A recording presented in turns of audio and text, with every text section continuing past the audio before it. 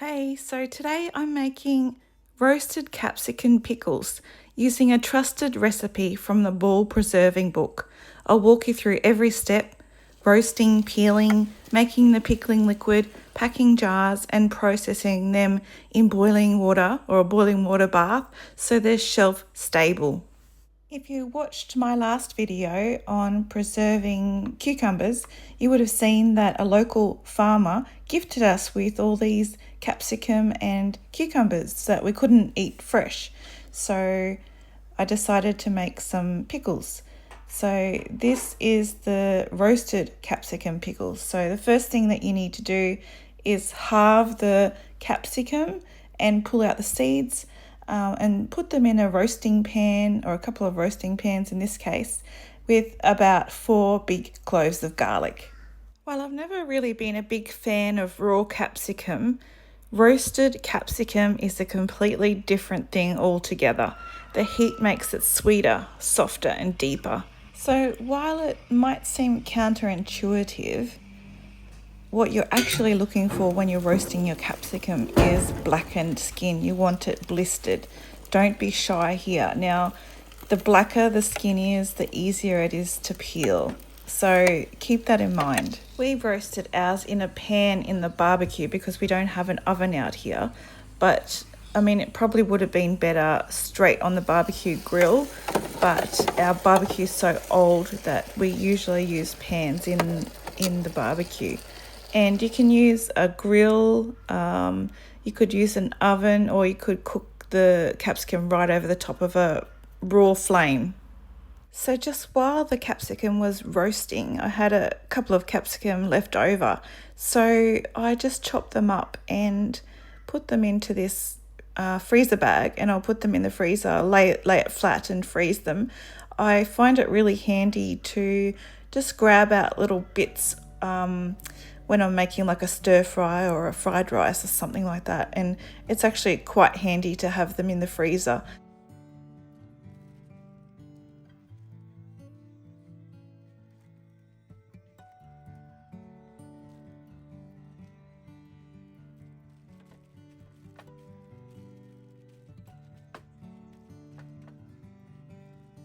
So you'll need 1 cup of coarsely chopped onion, and I guess I had already used up all of my brown onions or yellow onions with my cucumber pickles that I made the day before, so I only had red onion left over, so that's okay. That's what I ended up using.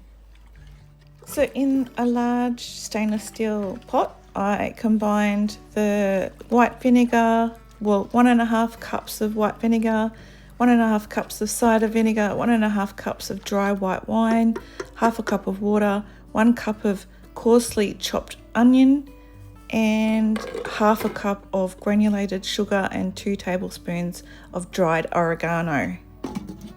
I actually ended up doubling the pickling liquid recipe because the recipe called for 20 medium sweet red peppers or capsicums, but my capsicums were really large, so I thought I might have too many capsicums for the pickling liquid, so I made extra. So after about half an hour, you can see that the capsicum skins are starting to turn black, but I do want them blacker than this. So yeah, this has been about half an hour. I think I roasted them for about 45 minutes. And they were also on quite a high temperature in the barbecue. I think it was like 225 degrees Celsius or something like that. And this day was so hot, it was part of the heat wave. So it was like a 35 degree Celsius day. So it was horrible. Well, horrible for cooking anyway. It was probably really good for the plants and the gardens and everything like that.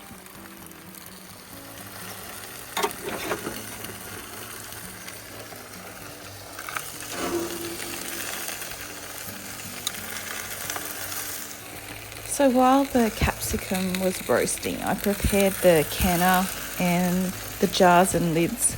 And the pickling liquid was brought to a boil over a medium-high heat, and just keep on stirring it every now and then to dissolve the sugar. And then you need to reduce the heat and boil it gently for 5 minutes.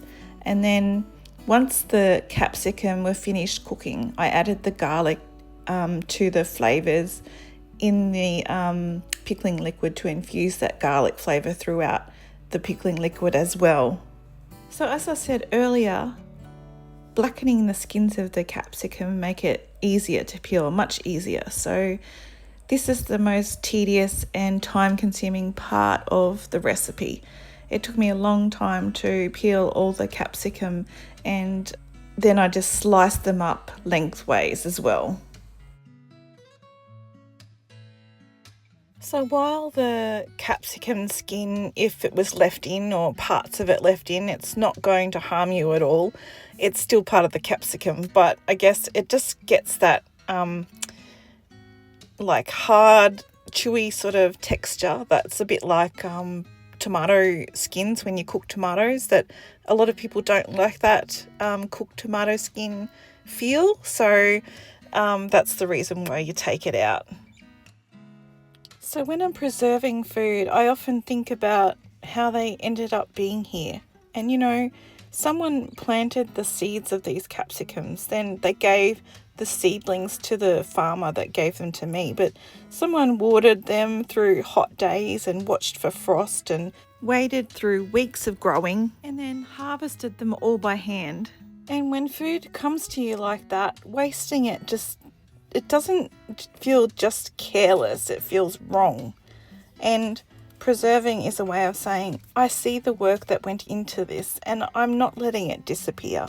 So I've just boiled my jars for about 10 minutes to sterilize them, and I'll put them out onto a tea towel onto the kitchen table, and then I'll stack all the capsicum pieces into the jars as full as I can, and then I'll add the brine on top of that. And the good thing about making pickles out of your vegetables is that they retain the fibre and the vitamins, especially vitamin A and some vitamin C, and the antioxidants, especially from things like capsicum and garlic and herbs. So people who struggle to eat enough vegetables, pickles can quietly help fill that gap. And the vinegar stimulates stomach acid as well, which can help digestion, reduce blood sugar spikes after meals, and help increase feelings of fullness. So this is especially helpful when pickles are eaten alongside meat, rich foods, and breads or grains. So pickles are, the vinegar and the salt in the pickles is not especially healthy. As long as you just eat them as a condiment, not a whole bowl full, and balance them with fresh food, and just be mindful if you have high blood pressure, make sure you just have a few forkfuls, not a half a jar in one sitting. I'm making a bit of a mess here as I pack these jars full because I didn't put my funnel on for some reason. It's just sitting right there and I forgot to use it, but I think that makes it a little bit less messy when you use that. But anyway, what I'm saying, I guess, is that pickles are not a miracle for food, and they're not meant to replace fresh vegetables, but they are meant to add flavour and brighten meals and preserve abundance and stretch food through the seasons. That's how humans have eaten them for centuries.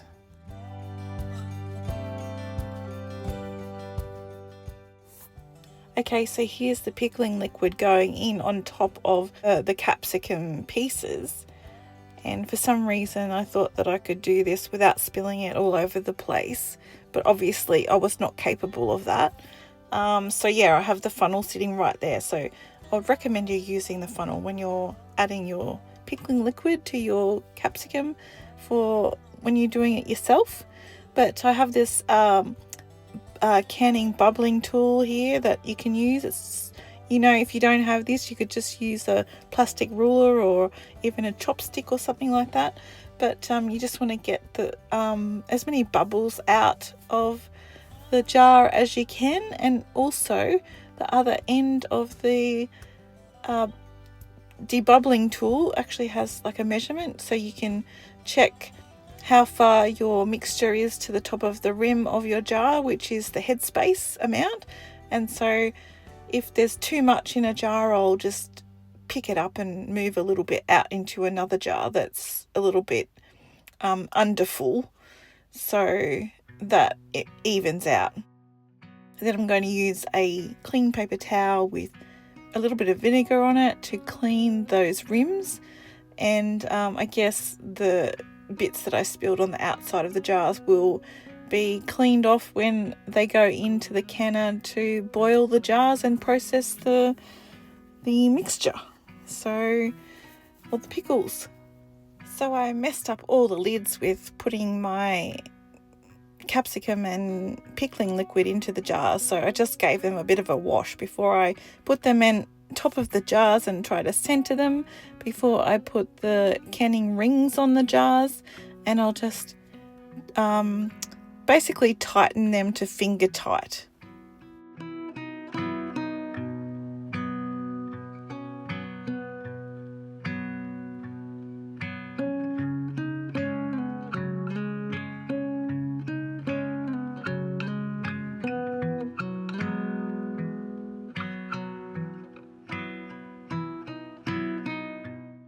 So now into the canner the jars go. Make sure they're upright and fully covered by the water, and you want a proper layer of water over the lids while they're boiling.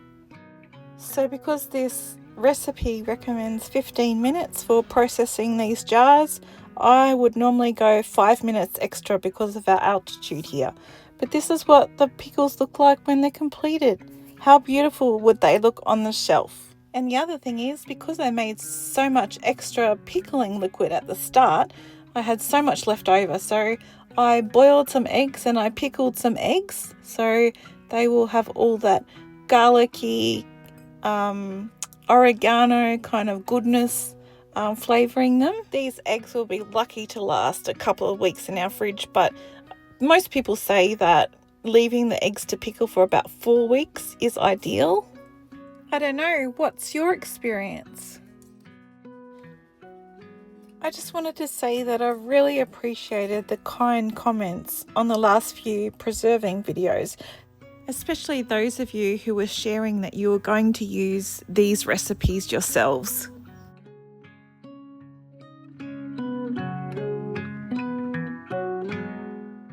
So these are the cucumbers that the farmer gifted us as well, and I used most of these cucumbers in our chunky mustard pickles in my previous video, but I had a few cucumbers left over from that recipe, so I used the extra pickling liquid from the roasted capsicum pickles to pickle this cucumber, and I just chopped it up into little pieces or diced it up, and we can use that in salads and things over the rest of summer.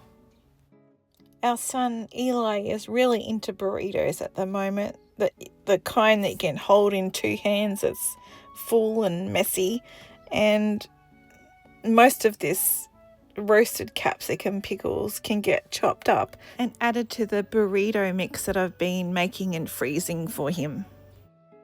So now I'm going to use the extra pickling liquid to preserve these little pieces of cauliflower, and after a few weeks these cauliflower will be nice and tasty. They're just snacks that you can have, little pieces of cauliflower here and there, which have a beautiful flavour. So these refrigerator pickles, the eggs, the cucumber and the cauliflower, are not actually shelf stable. You can't put them on the shelf, but you can keep them in the fridge for quite a few weeks and use them up over the next month to get the most out of those veggies.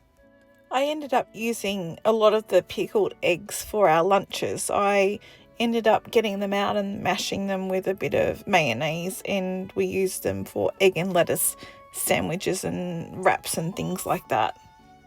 I have to admit, there was a time I never thought I'd be here, pickling things, making jars of vegetables, putting together egg and lettuce sandwiches. It's like something out of a granny's kitchen, and I used to think that was for another stage of life entirely, and yet here I am, standing at the bench, putting food away carefully, thinking ahead instead of rushing past, finding comfort in simple meals and well-used recipes. But over all this time, I've eventually learned that some things don't belong to an age, they belong to a way of living. And once you step into it, they make a lot more sense than you ever expected. So I have heaps more of this pickling liquid left over, which I can use to make salad dressings. And, if we want to make more pickled eggs or veggies or whatever, we can just add that and put it in the fridge and just have snacks like that as well. I have to admit that even some of the roasted capsicums didn't even make it into the jars. When I was younger, I don't think I could fully grasp the importance of this, of preserving food that someone else has spent months growing. Turns out there's nothing wrong with a granny habit if it feeds people well.